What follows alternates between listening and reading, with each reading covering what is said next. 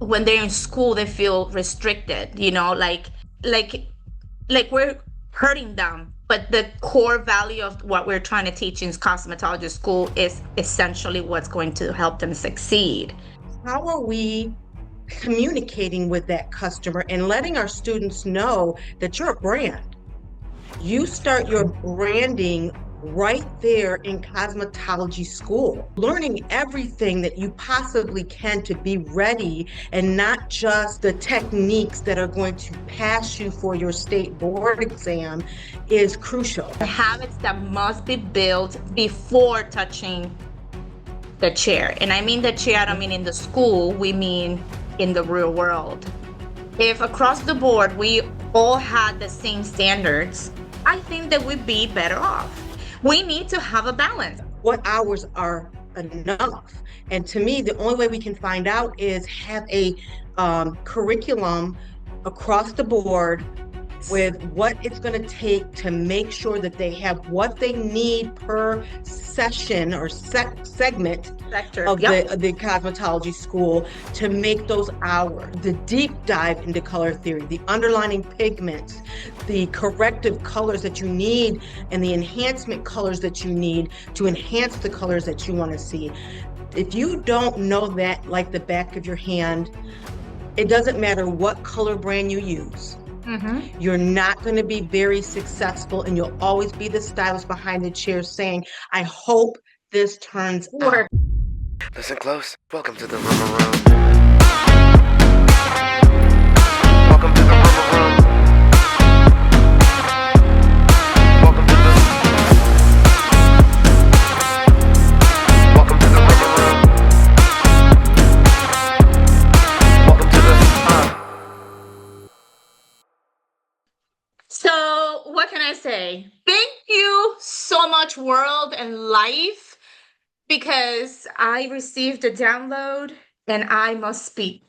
Welcome, everybody, to the Rummor Room. This is like a huge deal for me because it's not only out of my comfort zone, because although I have a lot to say all the time, I would have never had said it like this. I've been oppressed without being able to talk for so long that actually having my own space when I can speak and speak about all of the beauty industry challenges and the good, the bad, the ugly, and just do it in a space that is my room, literally one of the 5 bedrooms. It's my room, and it's now your room, so we can talk about it. So welcome everybody. So if you have any, I just want to open invitation for anyone that has anything to say in regards to not just like the beauty industry as one item, right? Like I'm a stylist, or I am a salon owner, or I am anything that has to do when it comes to the state board, when it comes to your community, when it comes to your employees, when it comes to your booth renters, your commissions, cosmetology school, cosmetology instructors, cosmetology school owners, cosmetology students, aesthetic students, whatever. This is your room and we can talk about it. We can definitely talk about it. I like to talk. We're going to talk. So with that being said, I'm very happy and full of joy that this is like the time for me to chop it up in Spanglish because, it's gonna happen. But I get to do this with someone who I have so much like respect and like appreciation, and it was like an instant connection. This woman, it has been an educator for our school as a support system. The way that she delivers education for students is so flawless and so brilliant, and my students are always so excited to like have her come and either come in person or do the Zoom classes for our students and the brand, and deliver her information in such a poised way that it makes sense. So I was like, I want to start this, and I want to start with someone that I already have a lot of admiration, that I know that has a lot of stuff in her under her belt, in her backpack, in the brain. So I'm like, Nicolle, this is what I'm doing. And Nicolle's like, yes, girl, we're doing it. So with further ado, thank you so much, Nicolle, for being here. so happy. I literally got chills. I don't know Thank how I you. managed to have chills because it's hot in here, but I'm so happy, Nicolle. Please tell us all about you and who you are and your character and all the things you got. Tell me, tell me. Leticia, thank you for that introduction. I don't know if I can beat that, but Oh, you I can. am Nicolle Talley. I am the owner of Divine Images Hair Studio. It's a suite, hopefully to expand this year. I am also part of the Professional Beauty Association's Advisory Council and a member. And we'll talk about that too, I think, through this whole time. Yes. And not least, but I am also an educator for Keratin Complex. It's a hair brand. They are known for their smoothing treatments, and they're a wonderful company. They've taught me so much about this industry, and I think we're here today to put the rumors at rest about the industry and the myths about the industry and how we can grow and um, close the gap between professional life and student life and how we can combine those a little more seamlessly. Yes, So, ma'am. Absolutely. So I have a couple of topics specifically that it's something that is very passion and strong beliefs and all of the things, right? Because everybody has their opinions and everybody has their entitlement to feel however they want to feel. Um, and this one's mine, which we kind of share. Um, so the purpose for this gathering today, it's to help students understand why structure and standards matter early on in school. It's very important. most definitely. Um, mhm. The biggest gap between cosmetology schools and the real world. What Yes. students graduate without that hurts them Yes. immediately.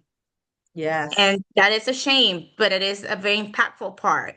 And why students feels when they're in school they feel restricted, like we're hurting them. But the core value of what we're trying to teach in cosmetology school is essentially what's going to help them succeed. And it's what Yes. they're going to need in the real world. And Yes. habits that must be built before touching the chair. And I mean the chair, I don't mean in the school, we mean in the real world. It's very Right. important, and we're very passionate about this topic. And under these general topic, we have very many of them. Yeah. So I want your opinion on the very first one, right? The gap versus the real world. Let's just give it a shot. I want to hear you.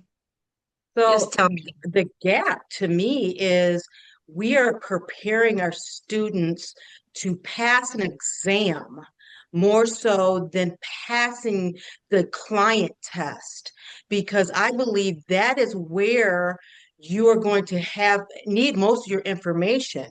So to pass a haircut, a color placement, root touch up, those are things that you obviously need to know for the state exam, but there's also how are we communicating with that customer and letting our students know that you're a brand.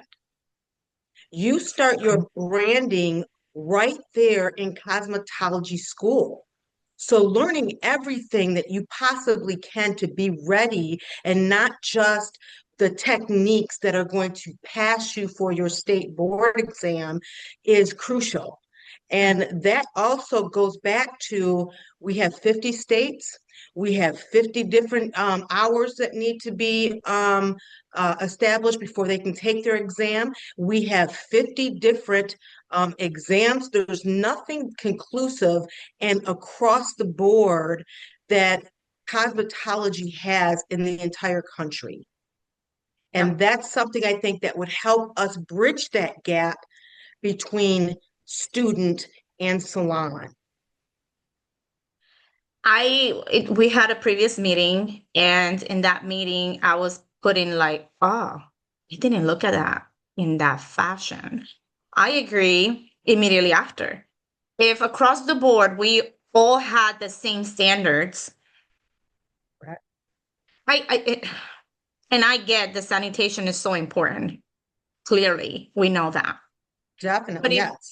but if that wasn't the only thing that mattered to the board as a whole, and we cared about the client and the actual skills that are going to be benefiting this industry Yeah, for the young stylist, esthetician, nail technician, whatever, in the field, I think that we'd be better off. We need to have a balance. It cannot be all sanitation. It needs to be or perm or roller set.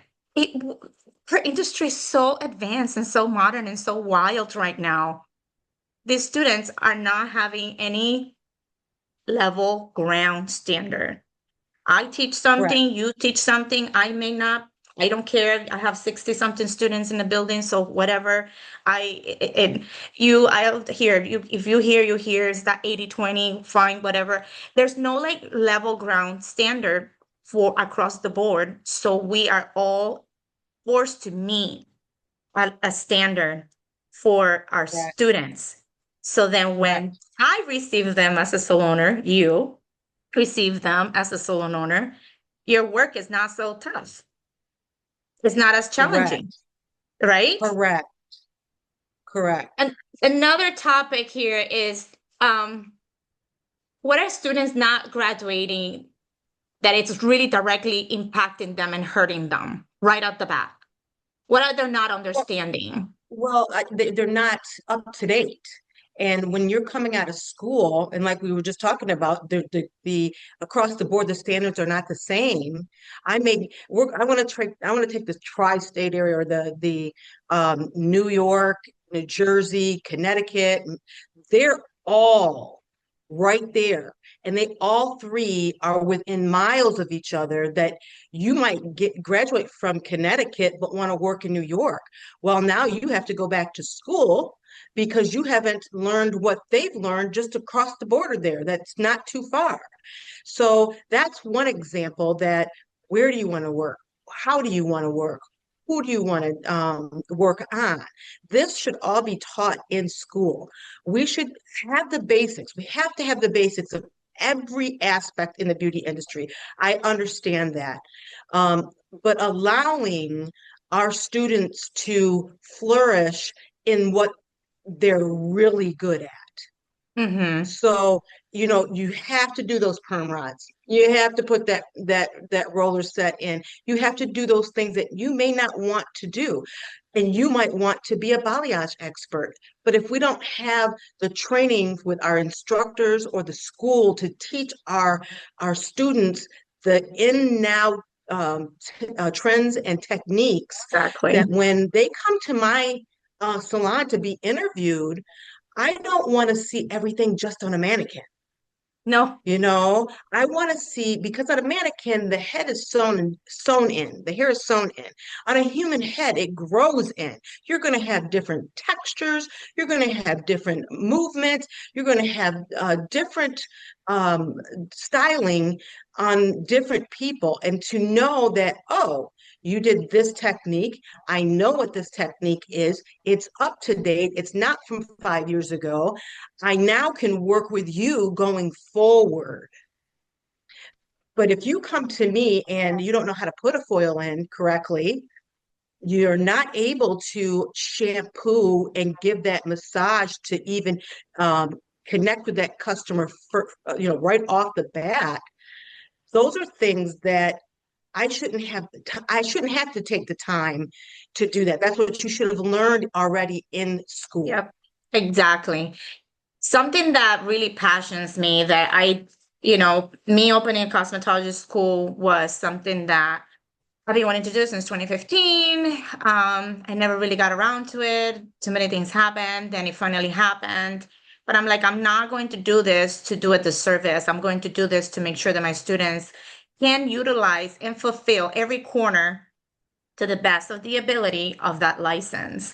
And something that I am finding very challenging to have my mind be wrapped around that is that cosmetology students are, most of them are taught a week of aesthetics. You know how big the aesthetics industry is? And I have a license Huge, and I can't huge. use it. Get out Yeah. of here. It's not Yes. okay. It's wrong. And even if you have to go back to school, when you get out, you should have To learned the college. basics from everything. When I go into a salon and I want to do facials or I want to do nails, I should be ready to go in any niche that I feel confident or what is my strength. So, and Exactly. I want to touch base on your school since you brought it up. Your school, out of all the schools that I have visited to help train elective, because Karen Complex is not a brand that's a necessity for cosmetology school, but because of their product, it is an essential service to everyone in the world. Your school really put your students front and center. You have a lot of different electives in your school that literally get them ready for the real world. I had a facial in your school that literally was probably one of my top three that I've had from professionals. From Cosmos students also. Yeah, from students. These students literally were guided and did the routines and the functions and had the consultation down about what I wanted, what they were going to use, why they were going to use it. They were ready to go and do facials if they needed to out of your school. Cosmetology students need to be able to use their license because, this is the real world and there's a lot of competition out there. And yes, at some point you are going to have the ability to choose and pick what you're going to do, right? That's just what it is. But I faithfully believe that at the beginning, when you're building your clientele, you need to be able to pick anyone because you have that license that you can go ahead and now have a paycheck and take care of yourself and not start crumbling down because you didn't get a single hair client for 3 days in a row. But if you had your skills for aesthetics, you could have done a body waxing, facial waxing, eyebrow mopping. You could have done eyelash extensions. You could have done a facial, hydrofacial, dermaplaning, whatever. Because guess Yes. what? Your license says that you can. Yes. Also, nails. Fine. Let's not be a Yes. 5-star masterpiece, because you have some nail technicians that are impressive. But Yes. hey, I'm a pretty basic girl. Half of the time I don't even have nails. I don't have nails. But if I wanted a gel and I wanted just a basic acrylics or something like that you're able to at least provide that. So now I can have a paycheck. But the students are graduating from very, very minimal. And a lot of it is because I personally don't feel that there are a lot of hours that the students are not having enough hours in the cosmetology industry at a school level. They're just not. 1,000 hours is just not enough. 400 Yeah. hours is not enough. 1,500 hours actually is not enough. I don't want anybody to be mad at me. I'm just saying it's a lot of information. You have to be very structured to be able to make sure that you have every month full of schedules of things going for your students. Make sure that they're doing and you're pushing them so they can actually gain as much possible so they can actually as well be able to graduate with something under the belt. Something that I just came across is schools not offering certifications while they are in school. So now I have to graduate Yeah. cosmetology school. Mind you, I haven't worked for over a year or a year, right? And now I have to go work so I can now have some competitive skills. Like basic at this point is hair Yeah. extensions certification, eyelash extension certification, eyebrow lamination, and lift, and all those things like waxing, things like that. Just students should have that in school. Yes. Don't you think? So I would then when they agree go to your because we business, evolve. they're ready to go. Right. Right. And all they need is an advanced training, and up-to-date training because the industry literally grows and evolves every year. There's something new, there's something tweaked, there's something, another skill set that has come out. And that's wonderful. That is absolutely wonderful, and I love that about this industry. But we do, like you said, the hours, 1,000 here, 1,500 over here, 20,000 hours over, or 2,000 hours over here, 2,600 in some other states, and then we're like, I don't know where you want to say what hours are enough. And to me, the only way we can find out is have a curriculum across the board with what it's going to take to make sure that they have what they need per session or segment Sector. of Yep. the cosmetology school to make those hours. So I can't say, oh, Nebraska, you've got 2,200 hours. That's the ones we need. You really need to just take the hours that it's going to be necessary to learn that haircut segment, to learn that perm segment, to Yeah. learn that foiling segment, to learn how to formulate. Yes. Formulation of color is really, really important. That Troubleshoot. should be by memory when you get out of school. Mm-hmm. If I can't tell you how many um, stylists that have been out for 4 or 5 years that really don't understand the color theory and the deep dive into color theory, the underlining pigments, the corrective colors that you need, and the enhancement colors that you need to enhance the colors that you want to see. If you don't know that like the back of your hand, it doesn't matter what color brand you use. Mm-hmm. You're not going to be very successful, and you'll always be the stylist behind the chair saying, I hope this turns out. Works out. I'm Yes. gonna say something though. I have been like Jesus take the wheel mode before. Just take it, Lord, because right now I don't know if this. Hey, I think all of us as stylists have been there because Yeah. it's a you learn the primary, you learn the secondary, you learn the tertiary colors, but what does that mean? Yeah. What does that mean? How do I use that to know that I've highlighted this person's hair to this? This is the color that they want. Did I get light enough? Did I not get light enough? And if I didn't, can I get to the color that I'm trying to get to with toning? And that is something that if you're a colorist in this industry, they all know that. They know that.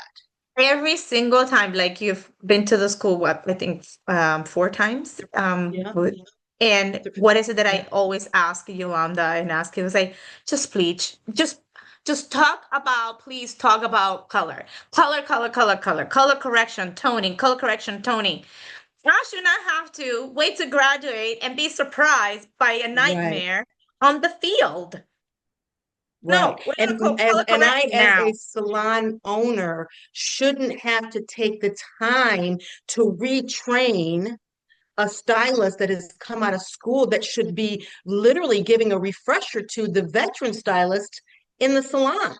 Yeah, because we tend to forget information after a second or two. Yes. Yeah. Yes. So it should be something that the salon owner is helping you um scale that information. Is that the right term? Am I Yes. saying it correctly? Yes. Like it's supposed to at this point, like, okay, you have your basic information. Now we're gonna make it Yes. blossom. We're going to take it another We're step above. gonna take it to the next level and the next level. Because color correction is your bread and butter. Oh yeah. It's your dipping sauce. Yeah.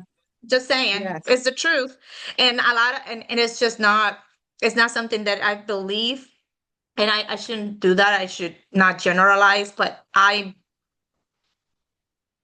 you have to remember too that I was a salon owner for like 13 and a half years. Yeah. So I could never hire an employable stylist fresh out of cosmetology school because I would have to put in so much time, and I had such a big clientele, and my mindset, it's not like it is now, where I had this nurturing side of me that loves to educate and loves to, like, let me teach you.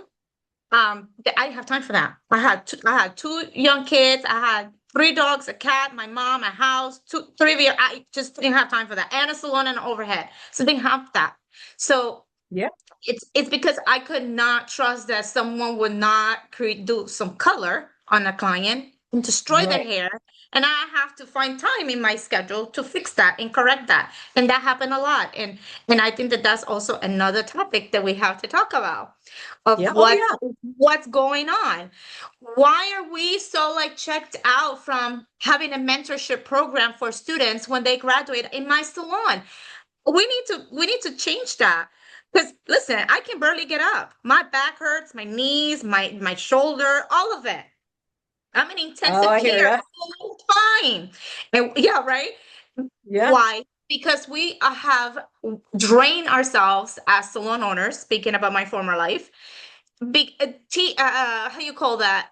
Working, building our clientele because our clientele is the one that is going to pay all the bills and the overhead instead of Yeah. creating a system that will welcome the young blood and just help them develop and grow and expand, polish them like the good old days and just help them be you, a Yeah. photocopy of you, Yes. right? I really, yeah, and I really think that's where these hybrid salons I feel are going to start to flourish and increase because of that, because I feel um, if you're coming out of cosmetology school, you need that hourly base to start your career until you build your clientele. And then you can move and stay in the same spot and become a commission stylist. And after you've gotten to the point where you're making so much per week, instead of just getting 50, 60, 70% of your commission, and that's it, you now can become a booth renter. And when you become a booth renter, that's when assistants start to help you. That's when you are mentoring as a stylist, giving back your knowledge and understanding the service part doesn't always mean that we're servicing a client. We're helping the next future salon professional move and gain that insight as the veteran stylist. Mm-hmm. I agree with that. Um, but you also changed my mind on that as well because I have been doing a lot of like pondering and thinking that I remember, I'm old. I mean, I've been in the industry for 34 years, so I do remember working at hair salons when I was 16, 17 years old and everybody being commissioned and everybody being Mhm. having that that cushion of having someone be an apprentice even with their license and just learning from a master cosmetologist or a seasoned cosmetologist and just getting their skills polished, getting stronger and faster and better at things. Oh, yeah. And Yeah. I feel that that has been lost and the salon owners only focus on having booth renters, which I have a little bit of mix. It might be my personal experience, right? I have a little bit of mixed emotions about that or thought process about that until the other days that we talked, and then you kind of opened my mind and just started looking at it a little different. Hybrid salons, I feel like salon owners often are so preoccupied on the booth renter that didn't show up, that did cancel, reschedule, that clients showed up and now they're pissed off, so now it's my fault. So me as the owner has to apologize on behalf and make it right for you. Um, and just keeping track of their behavior outside of your salon that will consequently hurt my Oh, yeah. business. And I feel like business owners have been so preoccupied on that side of the business that instead of focusing more in trying to hire fresh out of cosmetology school to Yeah. help them build their skills so they can evolve and grow and scale as a salon and as a Yeah. business instead of me breaking down like I am right now, Yeah. trying to keep the doors and the lights and everything in my home overhead as well while I am arguing with all of these booth renters. They're doing Yeah. whatever they want to do in my business because Yeah. it's chaotic. So I Well, feel and like, then but that you told me that it can coexist. And can you tell me a little bit about that? Yeah, so I mean, the coexisting means that regardless of what type of salon that you choose to have, you have a culture that you are trying to uphold in your salon. So hiring like-minded people that understand the culture, understand the process, and believe in that process, those are the ones that you want to hire. I feel the suites that are coming about is for those that want to do what they want to do. They don't want to file any rules or regulation or structure. They want to just come and go as they please. And that's okay. That's their business. That's where the suites come in to, if they want to, they're not worried about their name getting pulled through the mud, or they're doing something, canceling on customers and not being to be able to make it. That's when they have to go to a suite. But in a salon where you have a hybrid salon and you have different levels, is really no different than the salon that has commission tiers. Yes. The difference is the booth renters have a set price, so they can maximize their profit behind the chair. That's the only difference. But they've earned that right because they've learned how to grow their business. They know how to keep in and retain their clientele and use that clientele to get more clientele. Where when you're coming out of cosmetology school, I really believe here in Michigan, we can't, as an instructor, you have to go to cosmetology school to be an instructor. Mm. You are not able to be an instructor unless you shadow a seasoned instructor for 3 years. Oh, So wow. why are we telling these um, salon professionals when they come out of cosmetology school, go get a suite, work on your own? The Oof. reason is because there is a system and a growth system.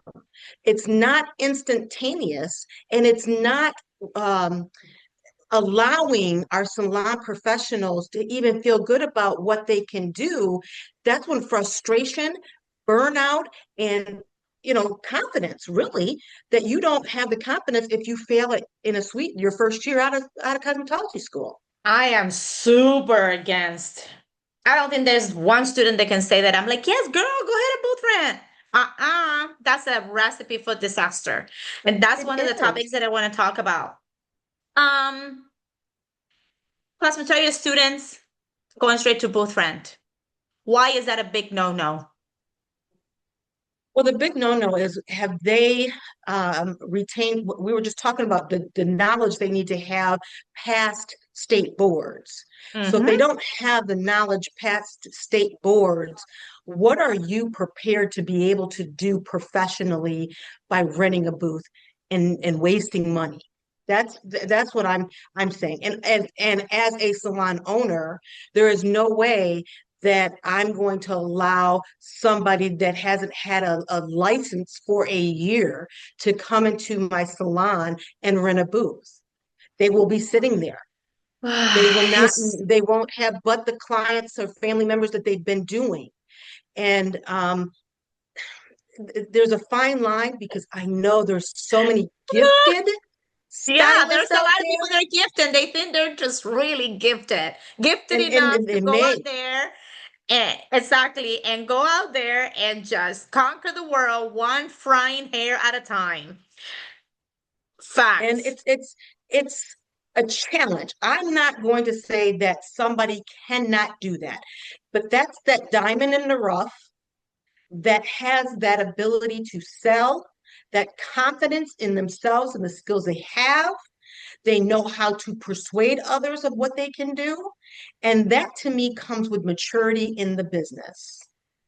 Yes, it comes with maturity in the business. Also, running a business, even for us who've been on the in the game for a long time, it's not for the weak, It's not. especially in the social media era. Oh, yes. We didn't have that back in the 1800s.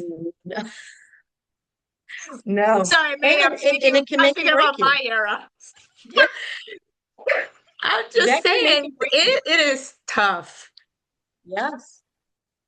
So, that's something I think our younger generations are more aware of than we are because they've grown up in the era of social media where, like you said, we had the beepers. That was the new thing for us when that came out, I right? remember when I So learned how to who write cares if somebody begged beeped you.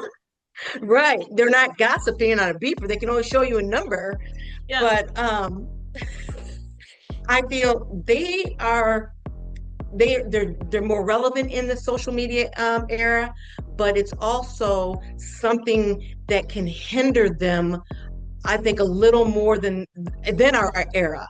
Not to say that Yes. we can't get cyber bullied and all that kind of stuff on social media, and your brand gets torn down. And once a brand gets torn down, and Yeah. people, it's a fine line of how you react to it, if you react to it. And if you don't react to it, people are like, oh, it's got to be true. True. They didn't Hmm. respond. And then Yep. if you don't respond in the right way, it's, oh my goodness, it sounds like they are like that. Listen close. Welcome to the Rummor Room.